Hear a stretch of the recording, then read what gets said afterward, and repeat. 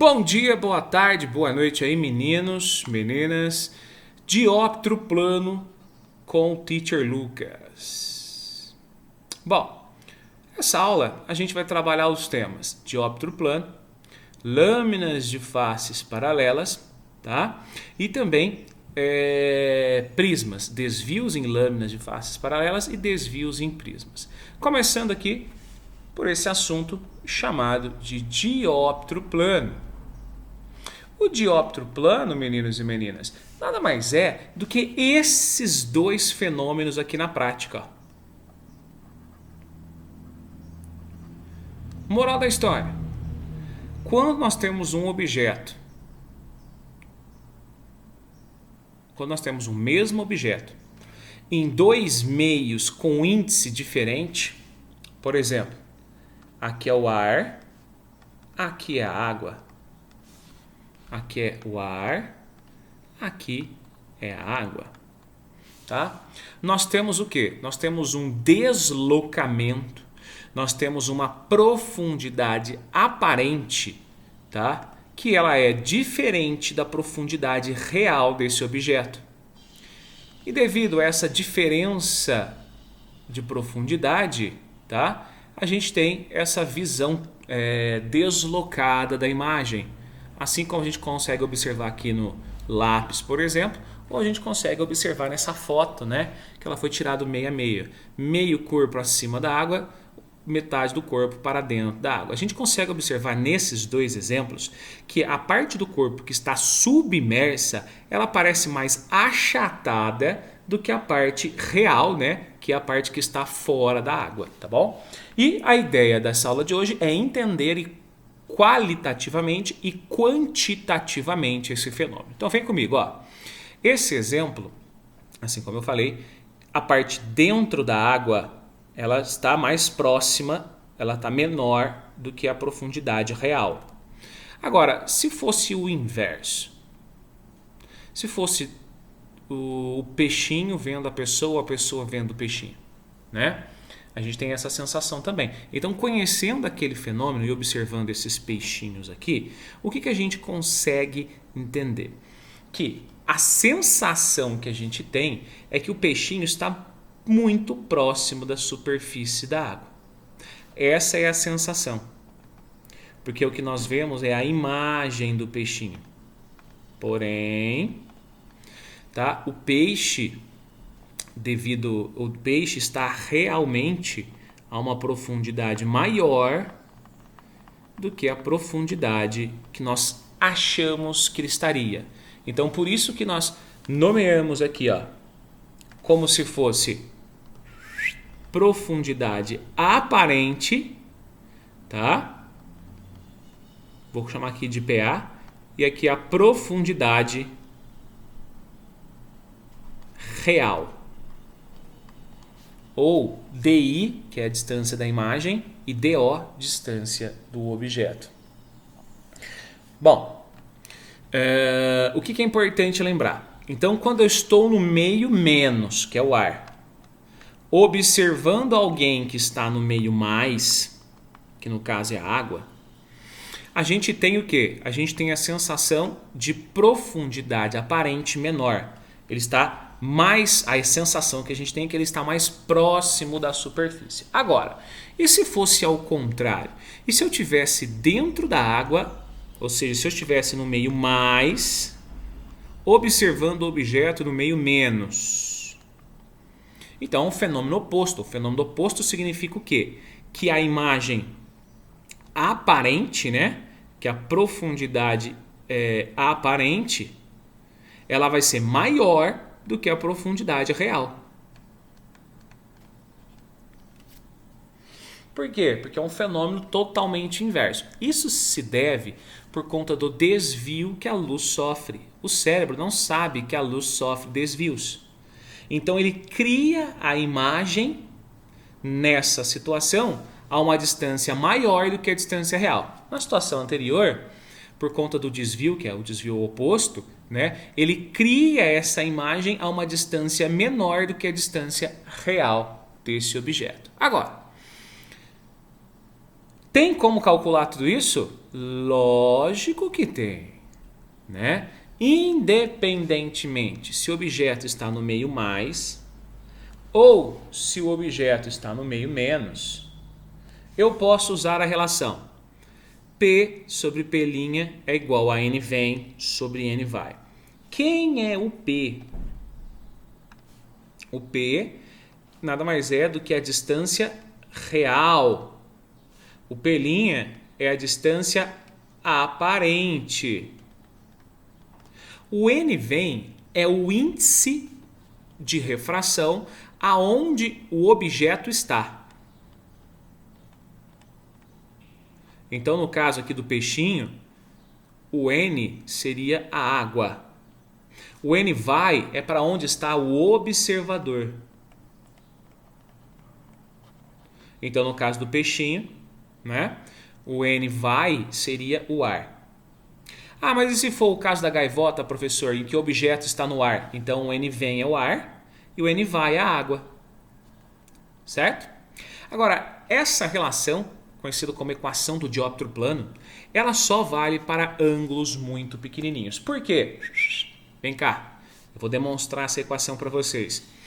Vou colocar o caso do exemplo do peixinho. Então, o peixinho estava aqui, ó. O peixinho estava a uma distância real P da superfície que separa o líquido do ar. Então, nós sabemos que o raio de luz vem do próprio peixe, porque o peixe é uma fonte secundária. Então, a gente tem, ó, vindo do meio mais para o meio menos. Tá? E aqui seria meio mais para o meio menos, não sofreu desvio, porque o ângulo de incidência é zero, então o ângulo de refração também vai ser zero. Bom, se aqui é o ângulo I, esse é o ângulo I também. Aqui é I, alternos internos. Aqui também é I. O cérebro não sabe que a luz sofre curva, então ele cria a imagem nessa posição aqui, que é a posição P'. Tá? O que a gente consegue observar? Se esse ângulo de incidência for muito pequenininho,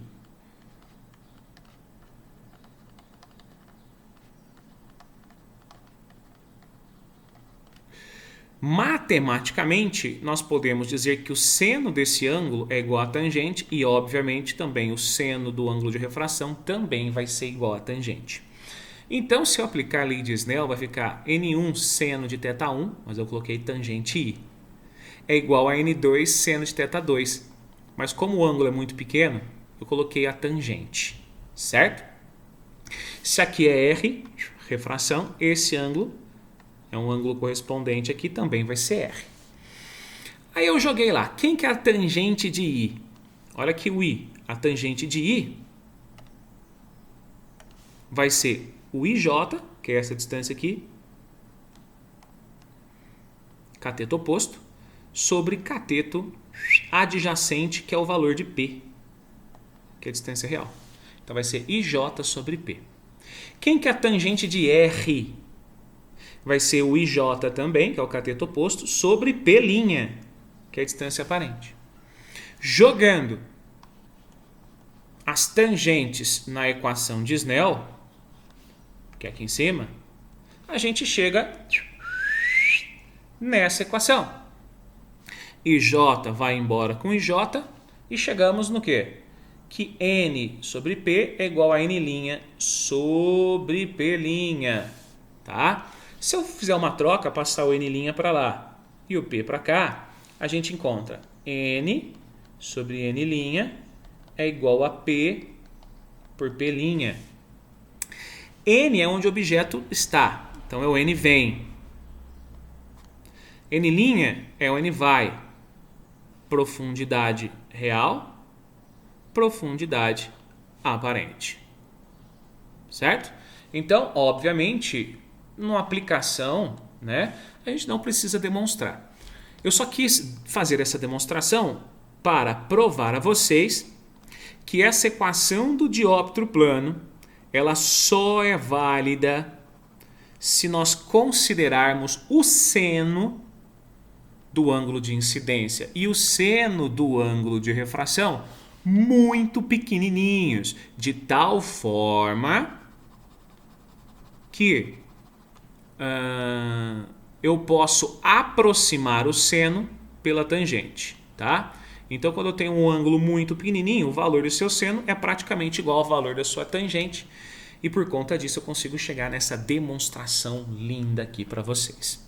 Bom, eu também vou explicar na aula de hoje um pouquinho sobre lâminas de faces paralelas, ou melhor, o desvio sobre lâminas de faces paralelas. Então vem aqui comigo. Imagine uma lâmina de face paralela, conforme essa figura aqui em 3 dimensões. Quando um raio de luz incide nessa lâmina de face paralela, vai acontecer 2 refrações. A primeira refração acontece nesse ponto, no qual a luz está vindo do meio menos, que é o ar, para o meio mais, que é o vidro, por exemplo. Ela chega mais. Agora, ela vai do vidro para o ar novamente. Então, é a minha segunda refração. Vindo do vidro para o ar, ela sofre uma segunda refração. Do mais para o menos, chega a menos. Ela vai afastada, normal. Mas, em comparação à direção inicial desse feixe, a gente consegue observar que aconteceu um desvio desses feixes, né? Incidente e o feixe emergente. E a ideia é encontrar o valor de D. O valor de D é dado pela relação espessura do vidro vezes o seno de θ1 menos θ2, onde θ1 é o ângulo incidente, θ2 é o ângulo de refração, tá? Sobre cosseno de θ2. Bora lá? Vamos demonstrar essa equaçãozinha então? Vem aqui comigo.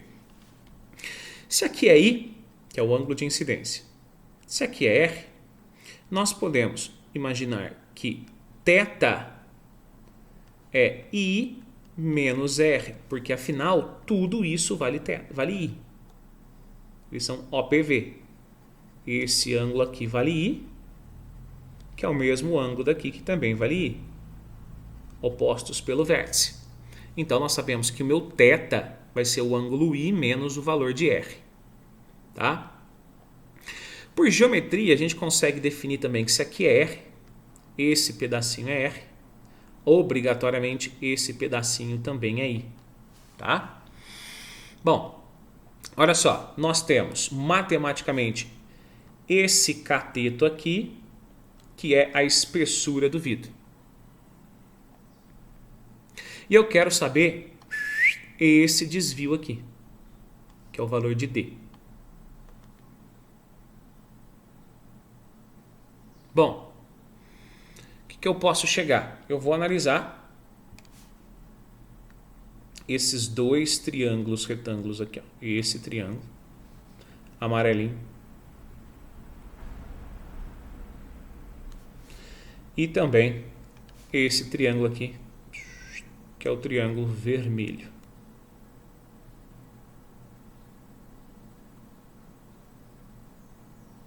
Tá?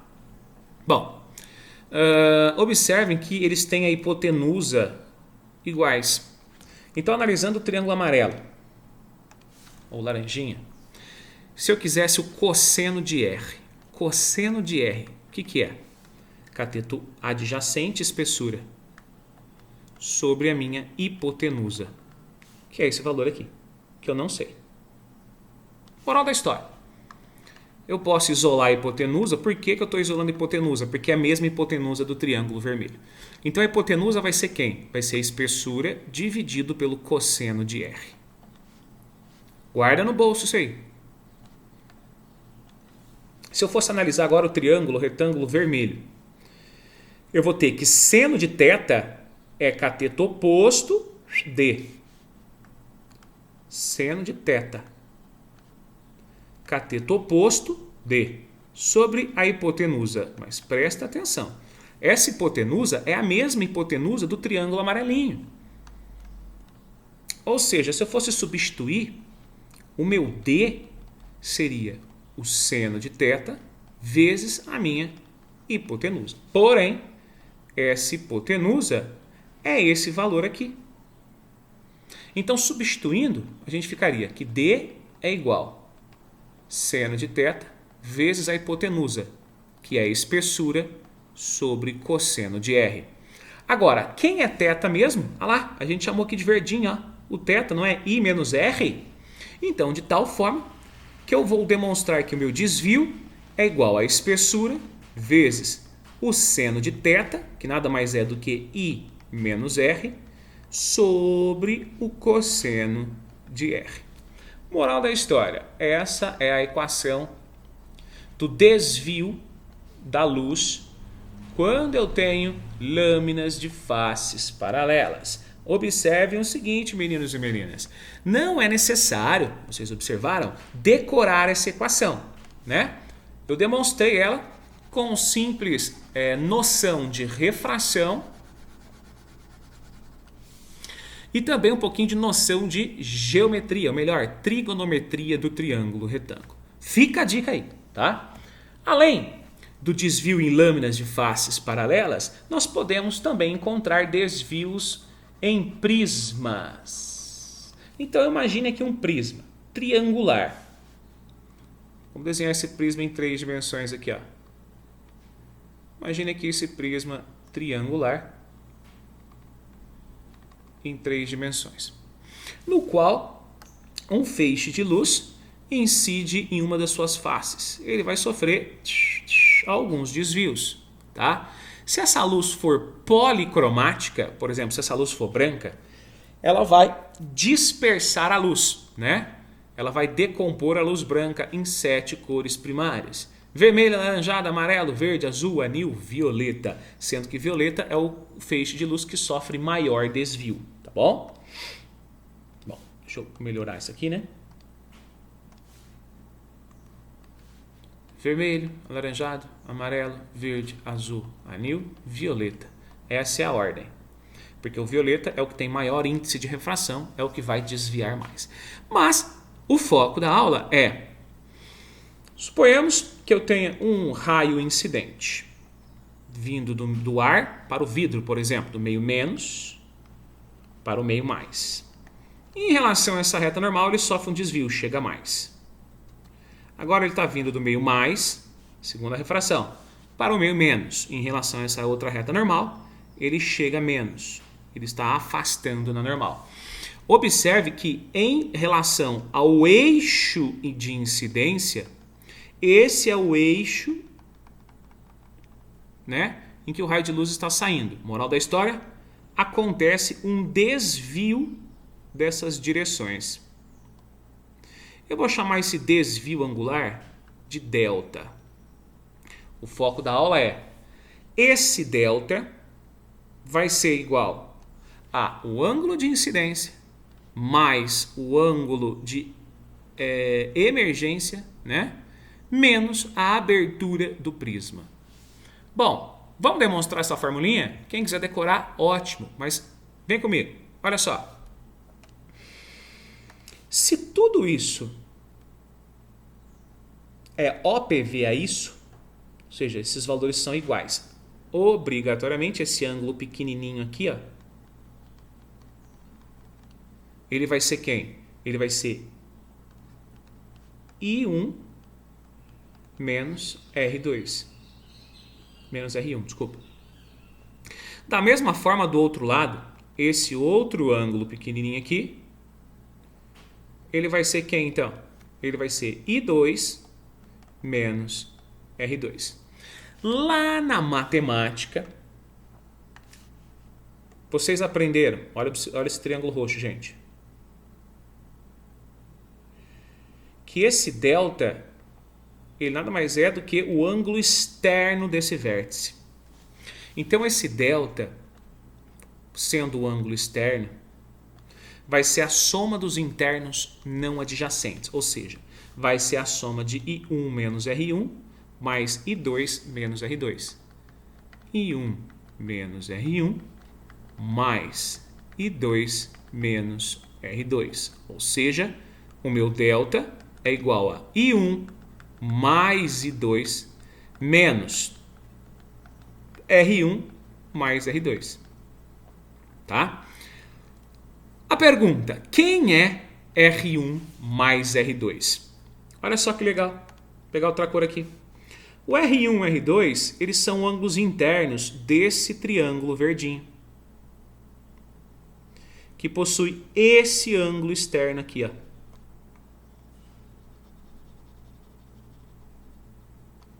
Então, pela mesma lei, esse ângulo externo verde, ele também é a soma dos dois não adjacentes internos, ou seja, ele vai ser R1 mais R2. Mas presta atenção, esse ângulo externo nada mais é do que o desvio das duas retas normais. E o desvio das duas retas normais se dá por conta do ângulo de abertura. Moral da história, esse R1 mais R2 também é igual à abertura do prisma A. Moral, eu posso substituir R1 mais R2 por A.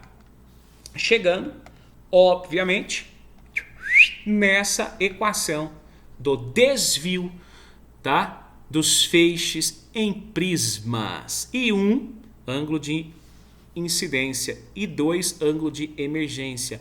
E A é a abertura do prisma, a abertura das suas faces. Certo? Então, bora para os exercícios e exemplos.